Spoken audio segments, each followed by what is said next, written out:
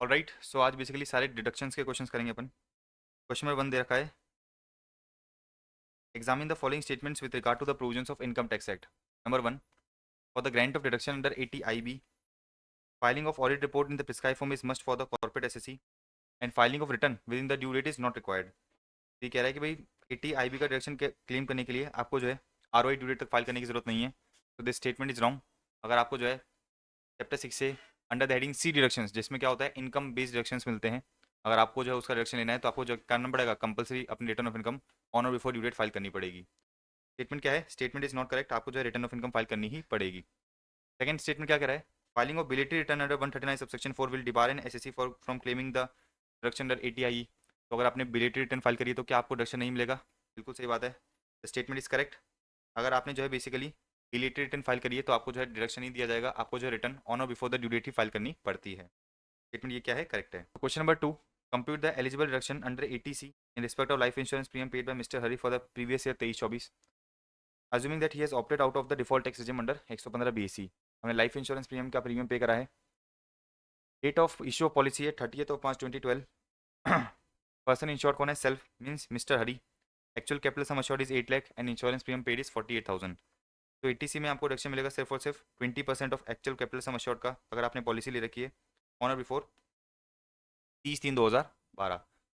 तो 8 लाख का आपने जो है कैपिटल सम अश्योर्ड है, 48,000 का आपने प्रीमियम पे कर रखा है, आपको जो है डिडक्शन मिलेगा कितने का? 48,000 का मिल जाएगा, बिकॉज आपको जो है 8 लाख का 20% विच मीन्स 1,60,000 तक अलाउड है, आपने भी करा 48,000, तो डिडक्शन जो है आपको पूरा का पूरा अलाउ कर दिया जाएगा। नंबर 2 पॉइंट, आपने पॉलिसी ली है 1/5/2018 को, हाउस के लिए ली है, actual capital sum assured is 1,50,000 and insurance premium आपने पे करा है 20,000 का, तो 10% तक रेस्ट्रिक्टेड रहेगा। सो 1,50,000 का 10% इज 15,000, आपने प्रीमियम पे करा है 20,000 का, लेकिन 80C में डिडक्शन मिलेगा सिर्फ और सिर्फ 15,000 का। तो 1,50,000 का 1,50,000 का 10% इज 15,000, सो आपने प्रीमियम पे करा है 20,000 का, लेकिन डिडक्शन मिलेगा सिर्फ और सिर्फ 15,000 का। नेक्स्ट, हैंडीकैप्ड सन के लिए आपने जो है इंश्योरेंस पॉलिसी ले रखी है, पॉलिसी इशू कराई थी 1/6/2021 को, सो अगेन इस केस में क्या हो जाएगा? 15% तक रेस्ट्रिक्टेड रहेगा of actual capital sum assured. 4 lakh का 15% इज 60,000, तो आपने प्रीमियम पे करा है 80,000 का, 80,000 का प्रीमियम है, लेकिन रेस्ट्रिक्टेड रहेगा अंडर 80C टू 15%, तो 4 लाख का 15% इज 60,000। 80 का आपने प्रीमियम पे करा है, लेकिन अलाउ करा जाएगा सिर्फ और सिर्फ 60,000, तो टोटल 80C के अंदर लाइफ इंश्योरेंस पॉलिसी में मिस्टर हरी को डिडक्शन मिलेगा 1,23,000 का। Question number 2 is done. Question number 3 मुझसे ये कह रहा है कि अगर मिस्टर हरी ने जो है 115 BAC ऑप्ट कर रखा होता तो उसको चैप्टर 6 से कोई भी डिडक्शन नहीं मिलते, therefore he would not be eligible for deduction under 80C। Question number 4 क्या देखा है? An individual assessee resident in India has made the following deposit payments. Contribution to PPF इतना करा है हमने, 1.5 लाख आपने जो है कंट्रीब्यूशन कराया, सो ये हो गया contribution to PPF 1.5 lakh. Insurance premium paid on the life of spouse, policy आपने लिए 1/4/2018 को, इसका मतलब ये है कि डिडक्शन रेस्ट्रिक्टेड रहेगा टू 10%। तो 3 लाख का 10%, आपका जो एक्चुअल कैपिटल सम अश्योर्ड है 3 लाख है, 3 लाख का 10% कितना हुआ? 3 लाख का 10% हो गया 30,000।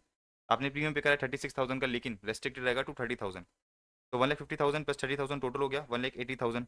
लेकिन आपको जो है मैक्सिमम 80C के अंदर डिडक्शन कितना मिलेगा? मैक्सिमम 80C के अंदर हमें डिडक्शन मिलता है सिर्फ और सिर्फ 1.5 लाख का, तो इन दोनों का टोटल जो है वो है 1,80,000, लेकिन आपका जो डिडक्शन है वो रेस्ट्रिक्टेड रहेगा to 1,50,000। Easy. Question number 4, mister Binu aged 40 years has earned a lottery income of 1,30,000। तो ये हो गई 1,30,000 की lottery income during the previous year 23-24। He has also earned FD of 35,000, 35,000 की जो है इसकी FD की इनकम है, ये लॉटरी इनकम हो गई और ये FD की इनकम हो गई। इसने 20,000 इन्वेस्ट करा है PPF में एंड 34,000 इन्वेस्ट करा है इन 5 ईयर टर्म डिपॉजिट, इसका मतलब क्या हो गया? 20,000 प्लस 20,000 ये हो गया प्लस 34,000, सो 20,000 एंड 34,000 इज 44,000, 54,000, तो 20,000 प्लस 34,000 इज 54,000, 54,000 का जो है हमने 80C के अंदर पेमेंट करा है, एंड मेरी ग्रॉस टोटल इनकम निकल के आ रही है 1,65,000। लेकिन आपको ये पता है कि जो चैप्टर 6 से के डिडक्शंस होते हैं वो कैजुअल इनकम पे आपको नहीं मिलते, देयरफॉर आपको जो मैक्सिमम डिडक्शन अंडर 80C है वो रिस्ट्रिक्टेड रहेगा टू आपकी अदर इनकम। तो ये जो ग्रॉस टोटल इनकम में लॉटरी की इनकम इंक्लूडेड है, कैजुअल इनकम इंक्लूडेड है, इस पर आपको जो डिडक्शन नहीं मिलेगा। बैलेंस इनकम कितनी है? 35,000, तो इस 35,000 में से जो आपको डिडक्शन दे दिया जाएगा, तो 1,65,000 में से 35,000 गया तो बचा 1,30,000, तो 1,30,000 पे जो है आपको टैक्स पे करना पड़ेगा which is your lottery income. तो जो चैप्टर 6 से के डिडक्शंस होते हैं वो आपको जो है लॉटरी इनकम पे नहीं मिलते, अपने कॉन्सेप्ट नोट्स में भी पढ़ रखा है। तो vera deduction chapter 6 is not available from the income chargeable at special rates. जो इनकम स्पेशल रेट से चार्जेबल होती है, जैसे अपने केस में कैजुअल इनकम 30% पे टैक्सेबल होती है, उस पर जो है आपको चैप्टर 6 के डिडक्शन नहीं मिलेंगे, देयरफॉर करंट केस में करंट केस में जो ये 35,000 की आपकी फिक्स इनकम थी, फिक्स डिपॉजिट पे जो आपका इंटरेस्ट मिला था, इसका आपको जो है रिडक्शन मिल जाएगा 80C में। लेकिन ये जो 1,30,000 है लॉटरी की इनकम, इस पर रिडक्शन नहीं मिलेगा। सो ऑल्दो मेरा इन्वेस्टमेंट 80C में था 54,000, लेकिन 80C में डिडक्शन रेस्ट्रिक्टेड रहेगा to other income which is 35,000। So 1,65,000 minus 35,000 is 1,30,000। हाँ जी, तो देखो क्वेश्चन नंबर 6 पे आते हैं अपन। हाँ जी, तो देखो क्वेश्चन नंबर 6 क्या कह रहा है, the basic salary of mister Arjun is 1 lakh per month, is entitled to DA which is 40% of the basic salary. तो बेसिक सैलरी कितनी है 1 लाख पर मंथ, तो 1 लाख इंटू 12 करूंगा तो पूरे साल की सैलरी कितनी हो गई 12 लाख हो गई। अच्छा, ये लोग कह रहे हैं कि भाई he is entitle to dearness allowance which is 40% of the basic salary. तो बेसिक सैलरी का अगर मैंने 40% करा तो एम्प्लॉय को डीए कितना मिल रहा है 4,80,000 का मिल रहा है। अच्छा, ये लोग कहना चाह रहे हैं कि भाई 50% of the DA forms part of retirement benefits. तो अगर मैं 4,80,000 का 50% करता हूँ तो कितना निकल के आएगा 2,40,000। तो 2,40,000 जो है बेसिकली रिटायरमेंट बेनिफिट्स का पार्ट बनेगा। आगे देखो क्या दे रखा है। अच्छा, both mister Arjun and his employer contribute 15% of the basic salary to the pension scheme refer to in 80CCD। तो ये लोग खुद क्या कर रहे हैं, मिस्टर अर्जुन खुद और एम्प्लॉयर दोनों क्या कर रहे हैं, कंट्रीब्यूट कर रहे हैं 15% of basic salary. Basic salary कितनी है 12 लाख, 12 लाख का 15% कितना होता है, 12 लाख का 15% करोगे तो आएगा 1,80,000। तो एम्प्लॉय क्या कर रहा है, अपनी तरफ से 1,80,000 जमा करा रहा है पेंशन स्कीम में, और एम्प्लॉयर भी क्या कर रहा है 1,80,000 जमा करा रहा है।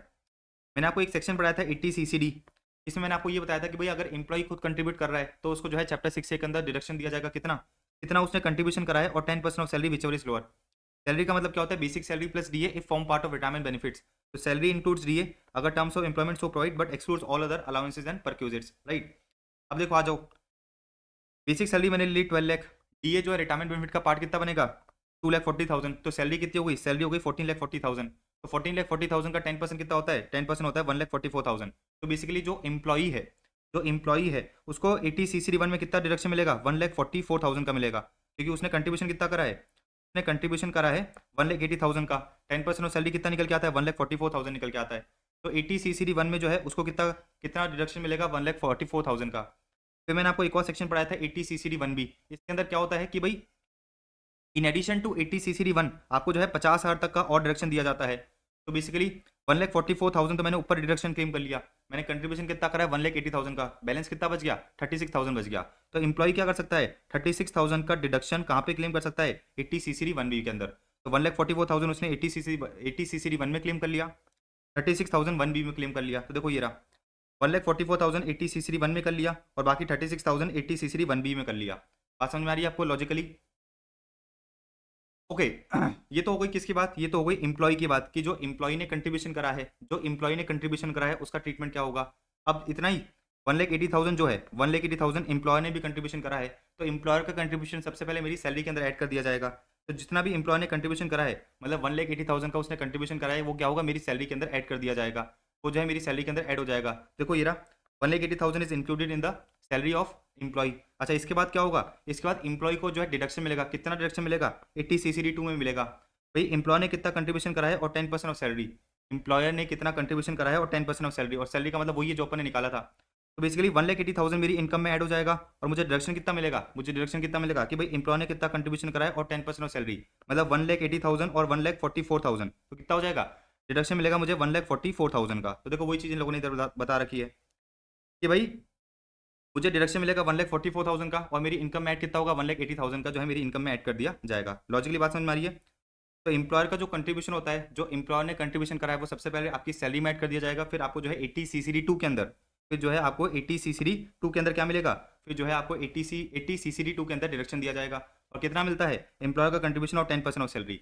तो 1,80,000 मेरी इनकम में ऐड हो गया, और मुझे 80CCD2 में जो है 1,44,000 का क्या मिल गया डिडक्शन मिल गया। लॉजिकली बात समझ में आ रही है ये पूरी कहानी। तो अपन ने ये जो है ये वाला क्वेश्चन देख लिया, ये वाला क्वेश्चन पूरा हो गया अपना, ये वाला क्वेश्चन पूरा हो गया। अब इसने कहा कि भाई अगर मिस्टर अर्जुन ने क्या कर रखा होता 115 बीएससी ऑप्ट कर रखा होता तो क्या ट्रीटमेंट होता। तो हम ये कहेंगे कि भाई अगर आपने 115 बीएससी ले रखा होता तो बेसिकली आपको क्या नहीं मिलेगा, अगर जो है आपने 115 बीएससी ले रखा होता तो आपको क्या नहीं मिलेगा, आपको जो है 80CCD1 नहीं मिलेगा, 80CCD1 भी नहीं मिलेगा, ठीक है ना। तो अगर आपने 115 बीएससी ले रखा है तो आपको 80CCD1 नहीं मिलेगा, 80CCD1 भी नहीं मिलेगा, क्या मिल जाता है आपको 80CCD2 मिल जाता है, 80CCD2 मिल जाता है। देखो ये दे रखा ना कि भाई एम्प्लॉयर का जो कंट्रीब्यूशन है, एम्प्लॉयर का कंट्रीब्यूशन है is allowed in 115 BSc also. तो बेसिकली अगर 115 बीएससी ले रखा है, अगर आपने 115 बीएससी ले रखा है तो चैप्टर 6 के डिडक्शंस नहीं मिलते, लेकिन कुछ स्पेसिफिक डिडक्शंस मिल जाते हैं। उसमें से एक है 80CCD2 वाला, मतलब एम्प्लॉयर के कंट्रीब्यूशन का। तो एम्प्लॉयर के कंट्रीब्यूशन का जो है आपकी इनकम में ऐड कर दिया जाएगा, और आपको जो है डिडक्शन मिलेगा 115 बीएससी में डिडक्शन कितना मिलेगा, एम्प्लॉयर का कंट्रीब्यूशन ऑफ 14% ऑफ सैलरी। ये क्या है, अमेंडमेंट आया था, ये क्या है, अमेंडमेंट आया था फाइनेंस एक्ट 2024 में, तो लेटेस्ट अमेंडमेंट है। देखो इधर देखोगे तो ऑरेंज में दे रखा है अपन ने ये, ठीक है ना, इधर देखोगे तो आपकी जो है ऑरेंज में दे रखा है अपन ने, तो ये क्या है, अमेंडमेंट है, क्या है, अमेंडमेंट है। तो क्या है, एम्प्लॉयर का कंट्रीब्यूशन ऑफ 14% ऑफ सैलरी। अब आ जाओ, मेरी सैलरी जो भी एम्प्लॉय ने कंट्रीब्यूशन कराया सबसे पहले मेरी इनकम ऐड कर दिया जाएगा, कितना ऐड होगा इनकम में, 1,80,000 ऐड कर दिया जाएगा, और मुझे डिडक्शन कितना मिलेगा, सैलरी का 14%। सैलरी कितनी है, 14,40,000 आपने निकाली थी ना, देखो ये सैलरी 14,40,000, तो 14,40,000 का 14% कितना होता है, 2,01,600। तो basically which ever is lower का मुझे क्या मिलेगा, डिडक्शन मिलेगा, मतलब मेरी सैलरी में जो है 1,80,000 ऐड होगा और मुझे डिडक्शन भी जो है 1,80,000 का दे दिया जाएगा। तो आपकी बुक्स में आपके पास जो क्वेश्चन बैंक होगा, अगर उसके अंदर ये वाली चीज अमेंडेड नहीं है तो उसको क्या करना, अमेंड कर लेना, ठीक है ना। ये क्वेश्चन अमेंड नहीं हुआ था, ये क्वेश्चन जो है अमेंड नहीं हुआ था, इसको क्या करना, इसको जो है आप चेंज कर लेना, तो इसको काट देना, ये वाली चीजें काट देना और ये वाली चीज लिख लेना कि भाई आपकी सैलरी में क्या होगा, आपकी सैलरी में 1,80,000 ऐड होगा और आपको डिडक्शन कितना मिलेगा, 14% सैलरी का डिडक्शन मिलेगा as per the latest amendment. Logically बात समझ में आ गई आपको। तो सीधी सी बात ये है कि जो एम्प्लॉयर का कंट्रीब्यूशन आता है वो पहले आपकी इनकम ऐड होता है, फिर आपको जो है डायरेक्शन दिया जाता है। अच्छा, नॉर्मल केस में क्या होता है, एम्प्लॉयर का कंट्रीब्यूशन और 10% ऑफ सैलरी, 115 बीएससी में ये 10% को 14% कर दिया गया है। अच्छा, नॉर्मल चीज में मतलब अगर आप नॉर्मल रिजीम में हो तो ये जो 10% की जगह 14% हो जाता है, अगर अगर अगर अगर आपका जो है आपका जो एम्प्लॉयर है वो कौन है, सरकार है, मतलब बेसिकली आप गवर्नमेंट एम्प्लॉय हो, मतलब बेसिकली अगर आप गवर्नमेंट एम्प्लॉय हो तो जो नॉर्मल रिजीम है उसमें भी 14% कर दिया जाता है, राइट। और 115 बीएससी में 14% ही है। ओके, तो 80 CC1, 80 CC1B और 80 CC2 समझ में आ गया होगा आपको पूरा, राइट। तो ये वाला सेक्शन अपने पूरा देख लिया, ये वाला सेक्शन अपने पूरा देख लिया। ऑलराइट, अब अपन आगे बढ़ सकते हैं, अब जो है अपन आगे बढ़ सकते हैं। ये वाला क्वेश्चन डन है अपना। अब क्वेश्चन नंबर 7 पे आ जाओ आप।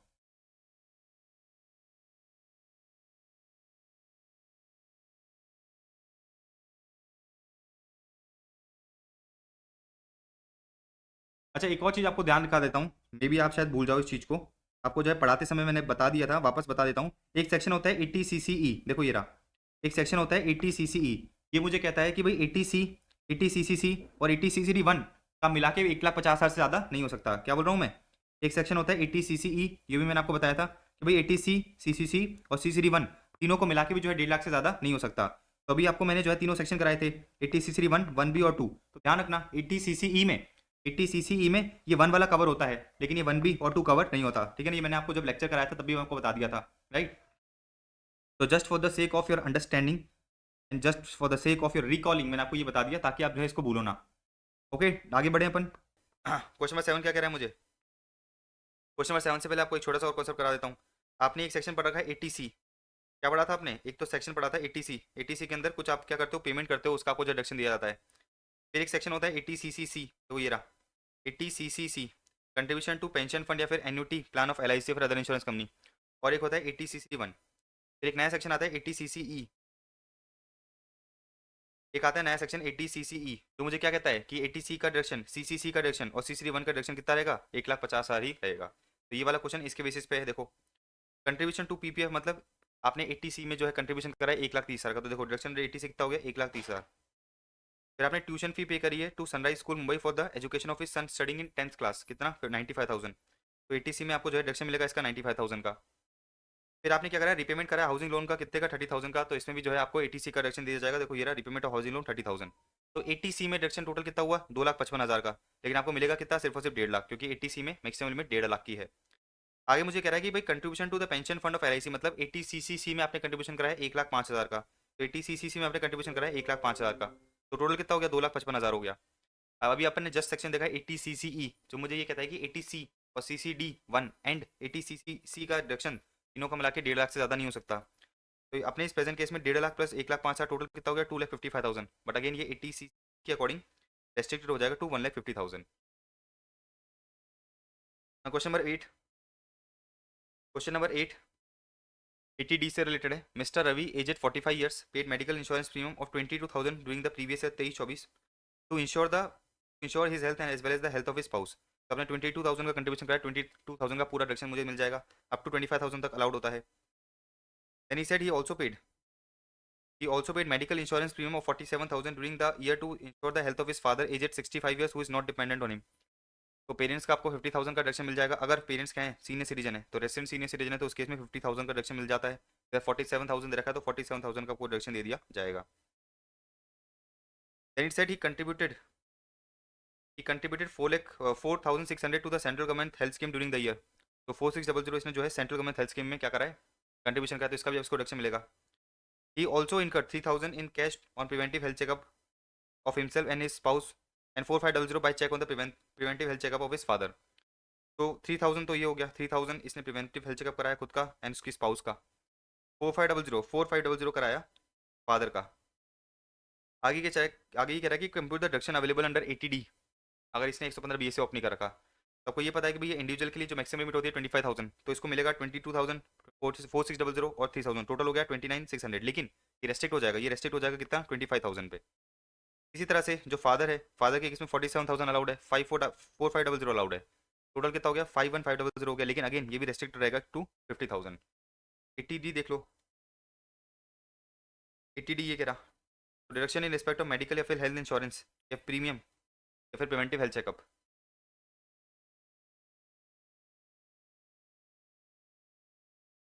देखो सेल्फ स्पाउस डिपेंडेंट चिल्ड्रन के लिए अगर आपने कराया तो इन तीनों का डिडक्शन, तीनों का कंट्रीब्यूशन मिला के 25,000 या फिर टोटल पेमेंट 25,000 से ज़्यादा नहीं हो सकता. बेसिकली 25,000 और total payment whichever is lower. अपने केस में जो है टोटल कंट्रीब्यूशन कितना जा रहा था, अपने केस में तीनों को मिला के टोटल कंट्रीब्यूशन जा रहा था 29,600, लेकिन ये रेस्ट्रिक्ट हो जाएगा टू 25,000. इसी तरह से जो पेरेंट्स है, पेरेंट्स के केस में एक तो मेडिकल इंश्योरेंस प्रीमियम और प्रिवेंटिव हेल्थ चेकअप दोनों मिला के 25,000 से ज़्यादा नहीं हो सकता. लेकिन अगर पेरेंट्स के हैं सीनियर सिटीजन है तो लिमिट कितनी हो जाएगी, 50,000 हो जाएगी. अपने केस में बता रखा था कि जो पेरेंट है, इसका जो फादर है वो 55 ईयर्स का है, विच मीन्स 60 ईयर्स से ज़्यादा का है, तो देयरफॉर इसकी लिमिट कितनी हो जाएगी 50,000 और total payment whichever is lower. तो टोटल पेमेंट है 51,500 और 51,500 और 50,000 which ever is lower, therefore deduction मिलेगा सिर्फ और सिर्फ 50,000 का. तो टोटल एलिजिबल डिडक्शन कितना हो गया 25,000 ये 50,000 ये टोटल एलिजिबल डिडक्शन हो गया आपका 75,000 का. Easy. Next question number 9. Mister Yatin aged 48 years paid medical insurance premium और 23,000 during the year to insure his health as well as the health of his spouse and dependent children. तो 23,000 का deduction मिल जाएगा. इसके लिए ओवरऑल लिमिट कितनी रहेगी 25,000 और total payment whichever is lower, तो 23,000 allowed. Then he also paid medical insurance premium of 35,000 during the year to ensure the health of his mother aged 71 years. 71 years के तो 50,000 और total payment whichever is lower. तो basically ये 35,000 का इसको deduction allow कर दिया जाएगा. पेरेंट्स के लिए अलग मिलता है. अच्छा, he incurred medical expenditure of 24,000 on his father aged 78 years. तो पेरेंट्स के केस में आपको पता है 50,000 और total payment whichever is lower. ये टोटल पेमेंट में कितना और इंक्लूड हो जाएगा 24,000 और इंक्लूड हो जाएगा. इसको अपन कंपेयर करेंगे किससे 50,000 से, विच एवर इज लोअर का आपको जो डिडक्शन दे दिया जाएगा. हाँ, सो हमने डिडक्शन खर्चा करा है, मेडिकल एक्सपेंडिचर का है 24,000 का on his father aged 78 years who is not covered under the mediclaim policy. His father is also not dependent on him. He contributed 6,500 to central government health scheme during the year. तो कोई नहीं, ये आपके contribution में include होगा. 6,500 जो है आपके कंट्रीब्यूशन में इंक्लूड कर दिया जाएगा. अभी पूछा है कि भाई डिडक्शन कितना मिलेगा वो निकाल के बता दो. डिडक्शन कितना मिलेगा वो निकाल के अपने को बताना है. सो आपको पता है कि भाई आपके खुद के केस में या फिर आपका, आपके स्पाउस का, डिपेंडेंट चिल्ड्रन का, तीनों को मिला के टोटल पेमेंट और 25,000 विच एवर इज लोअर होता है. तो देयरफॉर 23,000 प्लस 26,500 हो गया 29,500. तो अलाउ कितना होगा, अलाउ होगा 25,000. पेरेंट्स के केस में क्या होता है टोटल पेमेंट और 50,000 which ever is lower. So total payment हो गया अपना कितने का 59,000 का टोटल पेमेंट हो गया, 50,000 which ever is lower, therefore 50,000 का मुझे इधर डिडक्शन दे दिया जाएगा. सो देयरफॉर 25,000 ये और 50,000 ये, तो 25,000 ये हो गया, 50,000 ये हो गया, टोटल डिडक्शन आपको मिल जाएगा 75,000 का. अगेन देखो ये रहा कि भाई सेल्फ स्पाउस और डिपेंडेंट चिल्ड्रन तीनों का मिला के 25,000 से ज़्यादा नहीं हो सकता. लेकिन अगर तीनों आप जो है क्या हो, सीनियर सिटीजन हो, उसमें केस में क्या हो जाएगा 50,000 हो जाएगा. इसी तरह से पेरेंट्स के केस में अपन ने देखा कि भाई 25,000 से ज़्यादा नहीं हो सकता. लेकिन अगर पेरेंट्स का सीनियर सिटीजन है तो उस केस में 50,000 की लिमिट हो जाएगी. तो अभी अपने वाले क्वेश्चन में अपने को बता रखा था कि ये जो सेल्फ स्पाउस और डिपेंडेंट चिल्ड्रन है तीनों को मिला के अपन ने पेमेंट करा कितने का 29,000 समथिंग का, 29,500 का. मुझे कुछ रेसेंट के बारे में इन्फॉर्मेशन नहीं दे रखी थी कि भाई ये 60 ईयर्स के हैं कि नहीं, तो अपन क्या मानेंगे कि भाई ये 60 ईयर्स से नीचे ही हैं. अदरवाइज मुझे इन्फॉर्मेशन दे. देखो अपनी लिमिट हो गई 25,000 और नीचे अपनी लिमिट हो गई 50,000, क्योंकि पेरेंट्स के बारे में लोगों ने इन्फॉर्मेशन दे दी कि दोनों ही पेरेंट्स ठीक है अबव है. तो this was all about question number 9. Question number 10 80DD के बारे में. देखो 80DD क्या कहता है. 80DD हमें डिडक्शन देता है in respect of maintenance and medical treatment of disabled dependent relative. तो अगर आपको कोई रिलेटिव है जो क्या है आप पे डिपेंडेंट है और डिसेबल्ड है तो उसका आपको जो डिडक्शन दिया जाता है. अगर आप खर्चा करते हो एस शुड इनकर expenses on the medical treatment, तो फ्लैट डिडक्शन आपको मिलता है 75,000 का. और अगर सीवियर डिसेबिलिटी है तो आपको जो है फ्लैट डिडक्शन दिया जाता है 1,25,000 का. अब इस केस में क्या देखा है, mister Mohan is a resident individual. He deposits a sum of 60,000 with Life Insurance Corporation every year for the maintenance of disabled grandfather. तो maintenance of disabled grandfather 80DD में ATDD में अपने को ये मिलता है, देखो मेंटेनेंस के लिए मिलता है, मेंटेनेंस या फिर medical treatment of disabled dependent relative. Who is Holi dependent on him, हमें बता रखा है डिपेंडेंट भी है। The disability is the one which comes under the persons with disabilities protections act, a copy of certificate from the medical authority is submitted, compute the amount of reduction, compute the amount of reduction available, compute the amount of reduction available under ATDD। अब इसमें twist ये है कि इन लोगों ने जो खर्चा कराया वो ग्रैंडफादर के लिए कराया है, और एटीडीडी में आपको किसका मिलता है, एटीडीडी में आपको मिलता है आपकी स्पाउस का, चिल्ड्रन का, ब्रदर का, सिस्टर का, पेरेंट्स का। ग्रैंडफादर इसके अंदर इंक्लूडेड नहीं है, देयरफॉर एटीडीडी में ग्रैंडफादर को बिल्कुल डिडक्शन नहीं दिया जाएगा, no deduction, no deduction under eighty DD. अब ये तो हो गया क्वेश्चन नंबर 10। तो क्या देखा, since the amount deposited was for his grandfather will not be allowed deduction under eighty DD. अब क्वेश्चन नंबर 11 कह रहा है कि भाई अगर ग्रैंडफादर की जगह डिपेंडेंट फादर होता, ग्रैंडफादर की जगह डिपेंडेंट फादर होता तो उस केस में क्या होता, 75,000 फ्लैट डिडक्शन, और अगर सीवियर डिसेबिलिटी है तो 1,25,000, तो ये हो गया 75,000, और ये हो गया, अगर सीवियर डिसेबिलिटी है, ये रहा सीवियर डिसेबिलिटी है तो हो जाएगा आपका 1,25,000। इजी। अब आ जाओ क्वेश्चन नंबर 12 पे। क्वेश्चन नंबर 12 एजुकेशन लोन्स के बारे में बता रखा है, तो एटीई ये कह रहा deduction in respect of interest paid on the loan for taken for higher education in India और अब्रॉड। सो अगर आपने क्या कर रखा है, लोन ले रखा है for higher education in India और अब्रॉड, तो आपको जो है उस लोन पे जो भी ब्याज आ रहा है उसका जो है 8 साल तक आपको डिडक्शन दे दिया जाएगा। तो लोन आपने लिया है किससे, फाइनेंशियल इंस्टीट्यूशन से या फिर चैरिटेबल इंस्टीट्यूशन से, और अमाउंट ऑफ डिडक्शन जो है आप मैक्सिमम 8 ईयर्स पे जो भी आपने इंटरेस्ट पे करा है उसका आपको जो डिडक्शन दे दिया जाएगा।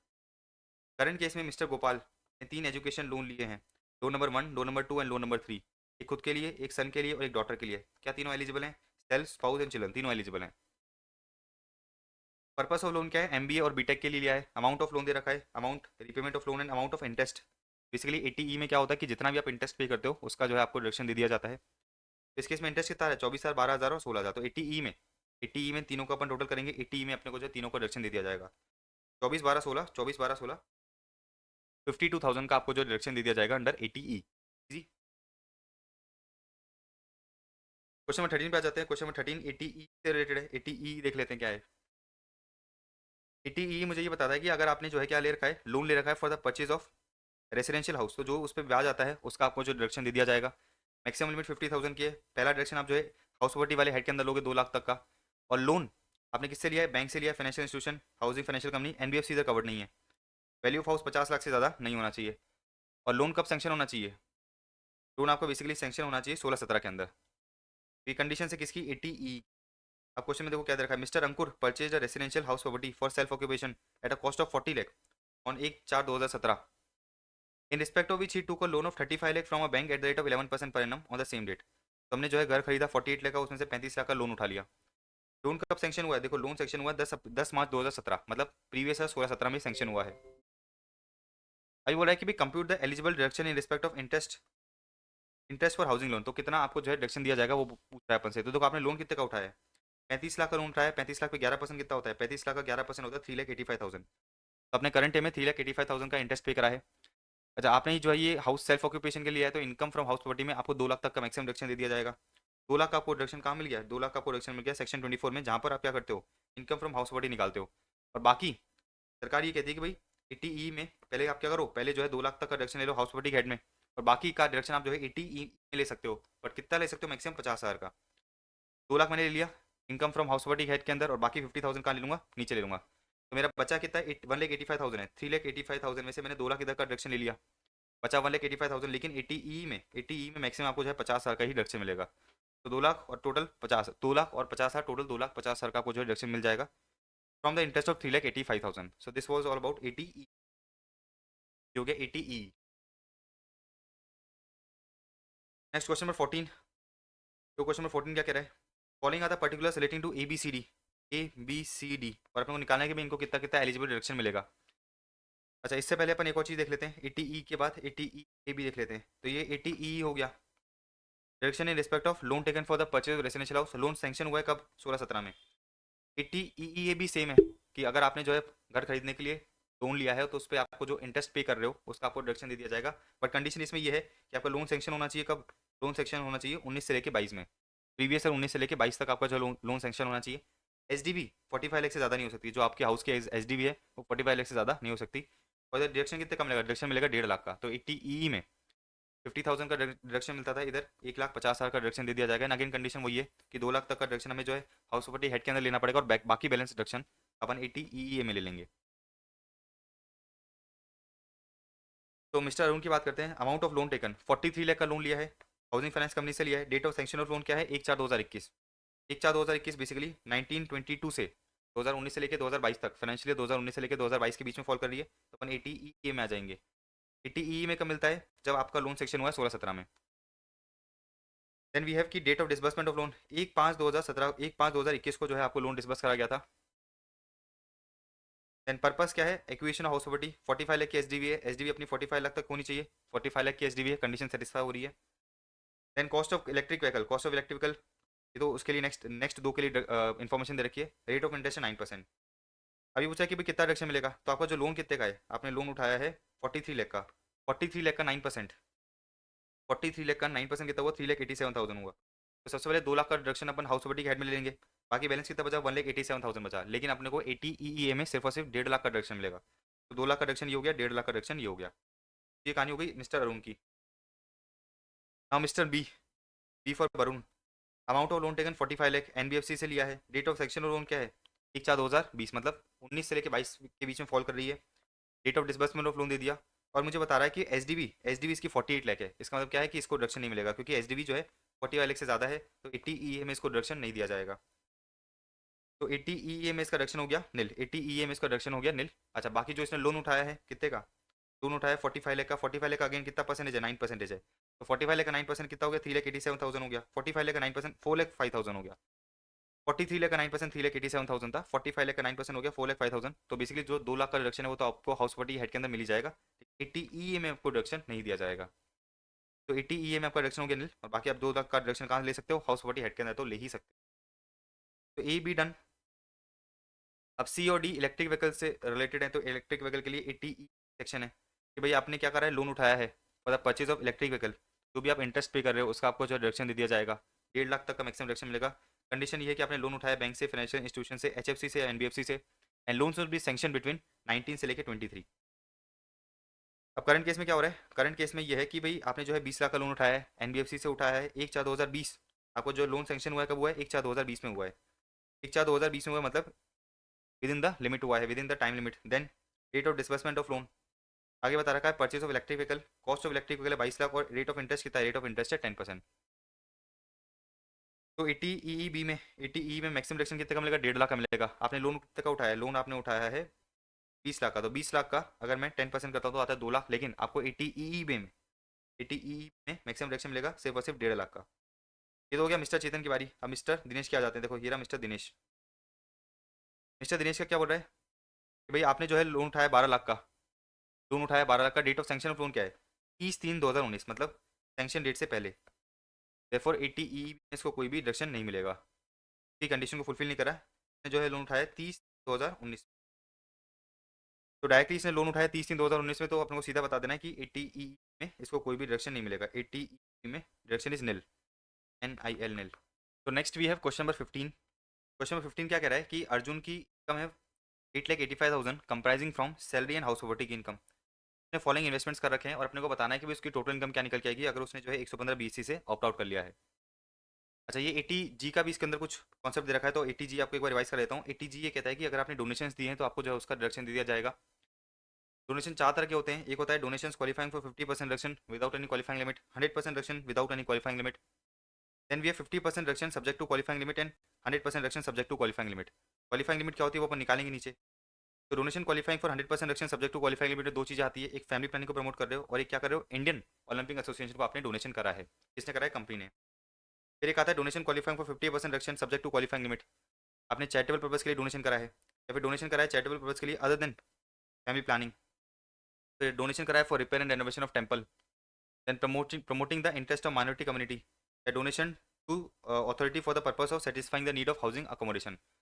बेसिकली ये तो क्या है? सब्जेक्ट टू क्वालिफाइंग लिमिट है, और ये वाली दो कैटेगरी है विदाउट एनी क्वालिफाइंग लिमिट। इसका मतलब ये है कि अगर आप prime minister drought relief fund में कितना भी कंट्रीब्यूशन करोगे उसका जो है आपको 50% का रिडक्शन अलाउ कर दिया जाएगा बिना कोई कंडीशन के। और ये रेसिडुअल कैटेगरी है। जो भी डोनेशन ऊपर 3 कैटेगरी में नहीं आ रहे वो कहाँ पर आ जाएंगे? रेसिडुअल कैटेगरी में आ जाएंगे। क्वालिफाइंग लिमिट कैसे निकालते हैं? तो सरकार ये कहती है कि सबसे पहले आप जो है एडजस्टेड टोटल इनकम निकालो। एडजस्टेड टोटल इनकम का मतलब ये है कि आपकी जीटीआई है, आपकी जो जीटीआई है उसमें से जो है आप पहले तो short term capital gain and long term capital gain taxable at special rates उनको हटा दो, जैसे 111 ए और 112 वाले, 112 और 112 ए वाले हमने क्या करा, कैपिटल गेन्स को हटा दिया। फिर इसके बाद जो है आप सारे चैप्टर 6 के डिडक्शन दे दो एक्सेप्ट एटीजी, सारे चैप्टर 6 के डिडक्शन दे दो एक्सेप्ट एटीजी। आपकी क्या निकल के आ जाएगी, एडजस्टेड टोटल टोटल इनकम निकल के आ जाएगी। Adjusted total income, adjusted total income का क्या हो जाएगा, एडजस्टेड टोटल इनकम का बेसिकली आपको क्या करना है, 10% लेना है। तो देखो क्या दे रखा है, आपकी जो एडजस्टेड टोटल इनकम निकल के आ गई, का जो है आप 10% लोगे। 10% ऑफ एडजस्टेड टोटल इनकम, और जो भी आपने डोनेशन करा है विच इज लोअर का जो है आपको डिडक्शन दे दिया जाएगा। तो total donation which is subject to qualifying limit, इसका मतलब क्या है कि जो डोनेशन आपने इन दो कैटेगरी में करे हैं सबका टोटल कर लेना, सबका टोटल करना, और 10% ऑफ एडजस्टेड टोटल इनकम को कंपेयर करना विच इज लोअर का जो है आपको डिडक्शन दे दिया जाएगा। इस तरह से डिडक्शन मिलेगा, सबसे पहले आप 100% वाली को एग्जॉस्ट करना, देन उसके बाद 50% वाले को। एग्जाम्पल से देखते हैं अब। सबसे पहले तो अपन 80C का डिडक्शन निकाल लेते हैं। 80C में देखो डिपॉजिट इन पीपीएफ आपने कर रखा है 1,20,000 का, तो 1,20,000 आपका आ गया deposit in PPF. Then we have premium paid to insure the life of our major daughter, policy आपने ली थी 2018 में, अश्योर्ड वैल्यू है 1,80,000, प्रीमियम पे करा है आपने 20,000 का। डिडक्शन कितना मिलेगा, 10% ऑफ अश्योर्ड अमाउंट का, तो 1,80,000 का 10% 18,000, तो अपने प्रीमियम पे करा है 20,000 का, लेकिन डिडक्शन कितने का मिलेगा, डिडक्शन मिलेगा सिर्फ और सिर्फ 18,000 का। तो देखो ये हो गया डिडक्शन 18,000 का, तो 80C में टोटल डिडक्शन कितना हो गया, 1,38,000 का। फिर इसने कहा है कि भाई LIC पेंशन फंड में आपने 60,000 रुपये जमा कराए हैं, तो 80CCC में आपको जो है 60,000 का डिडक्शन मिल जाएगा। तो टोटल डिडक्शन कितने का हो गया, 80C और 80CC का 1,38,000 प्लस 60,000, 1,98,000। अपने 80CC पढ़ रखा है, जिसके अंदर क्या होता है कि भाई 80C और CCD1 का जो टोटल डिडक्शन है वो 1,50,000 से ज़्यादा नहीं हो सकता। तो अपने केस में 80C है और 80CCC है, इन दोनों का डिडक्शन कितना हो रहा है टोटल मिला के 1,98,000, लेकिन मैक्सिमम कितना रहेगा 1,50,000 एज पर 80CC। तो मुझे आगे क्या दे रखा है, आपने मेडिकल इंश्योरेंस प्रीमियम पे करा है खुद का और अपनी स्पाउस का 14,000 15,000, तो लिमिट कितनी होती है 25,000, और total payment whichever is lower, so 29,000 और 25,000 विच एवर इज लोअर क्या हो जाएगा 25,000 का आपको जो है डिडक्शन दे दिया जाएगा, ये हो गया 25,000। फिर इन लोगों ने जो है 4 डोनेशन कर रखे हैं, donation to public charitable institution, donation to national children fund, donation to prime minister care funds and donation to approved institution for promoting of family planning. चार तरह के डोनेशन है, एक तो है नेशनल चिल्ड्रन फंड, एक है PM केयर फंड, एक है approved institution for family planning, और एक है पब्लिक चैरिटेबल ट्रस्ट। चार तरह के डोनेशन है। फिर आपको पता है कि ये जो लास्ट वाले डोनेशंस जो हैं ये क्वालिफाइंग लिमिट वाले हैं। कैसे देखो, फैमिली प्लानिंग, अगर आप देखोगे डोनेशन की जो लिमिट है ये रहा फैमिली प्लानिंग, तो फैमिली प्लानिंग क्या है, donation qualifying for 100% reduction subject to qualifying limit. Qualifying limit क्या होती है, एक्चुअल डोनेशंस और 10% of adjusted total income whichever is lower. Then ये पब्लिक चैरिटेबल ट्रस्ट वाला डोनेशन है, तो पब्लिक चैरिटेबल ट्रस्ट देखो ये रहा डोनेशन फॉर चैरिटेबल पर्पस, तो वो का है 50% reduction subject to qualifying limit. तो क्वालिफाइंग लिमिट वाले डोनेशन कौन कौन से हैं, क्वालिफाइंग लिमिट वाले डोनेशन 40,000 और 50,000 वाले हैं। तो नेशनल चिल्ड्रन फंड में आपने 25,000 का डोनेशन करा है, और PM केयर फंड में आपने 10,000 का डोनेशन करा है।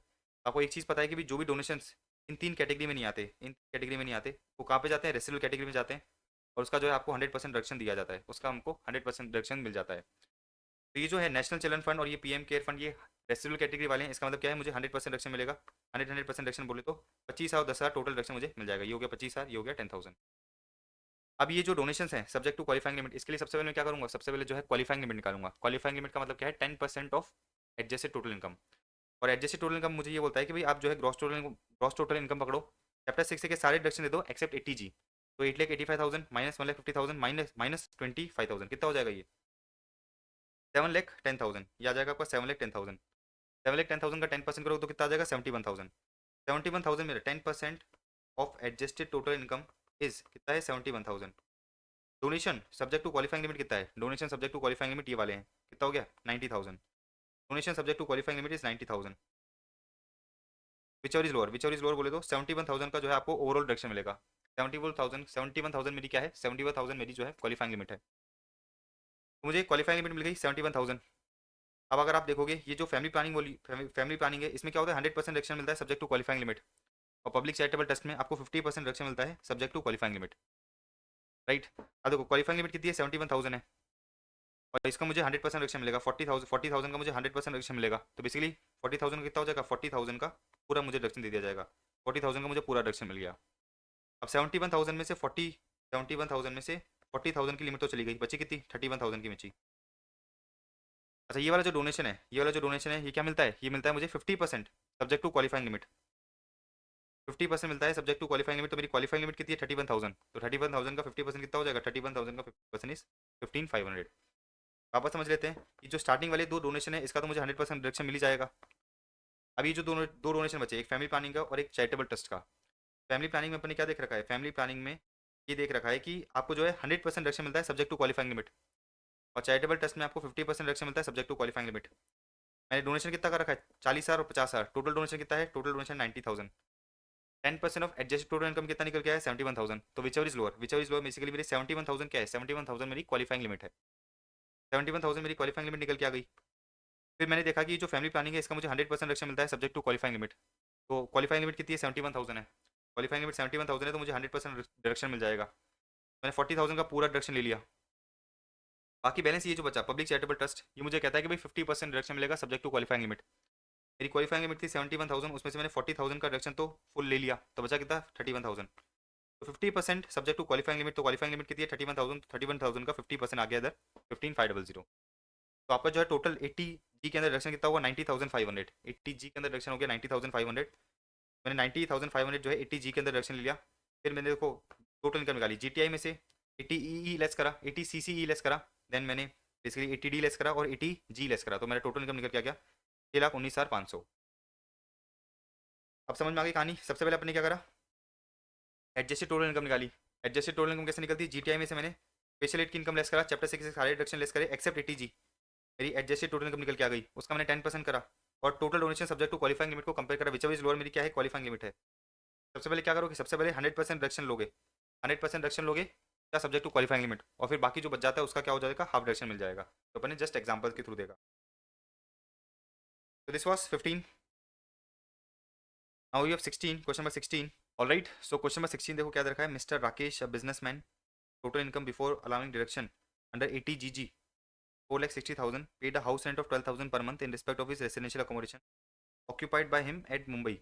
Compute the deduction allowable under 80GG। तो पहले 80GG का डिडक्शन देख लेते हैं कि भाई क्या का डिडक्शन मिलता है।